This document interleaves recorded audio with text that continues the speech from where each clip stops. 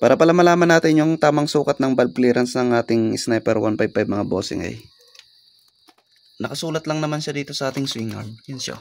Sa intake niya 0.10 to 0.14. Tapos sa exhaust 0.21 to 0.25. At dito pala mga bossing side ng ating Sniper 155. Kung minsan mayroon kayo maririnig na tik tik tik sound. Lalo na pag naka-idle siya mga bossing. Yung tipong mahina lang naman siya. Pag renew mo siya nawawala na siya. Ito lang yung mga bossing. Kaya wag na wag kayong mapaparanoid. Kaya normal lang yan mga bossing na mayroong lagitik. So ganun talaga pag single overhead cam mga bossing. Saka dagdag nyo pa to. Hindi kagaya dun sa dual overhead cam na talagang pino siya mga bossing. At saka ramdam nyo naman kung may problema yung inyong mga unit mga bossing, lalo na dito sa head. Kung binira nyo na ganyan, tapos hindi nawawala yung parang something na tunog, ibig sabihin may problema na dito. So chinik lang natin kasi itong mga bossing para minsana na yung baklas natin.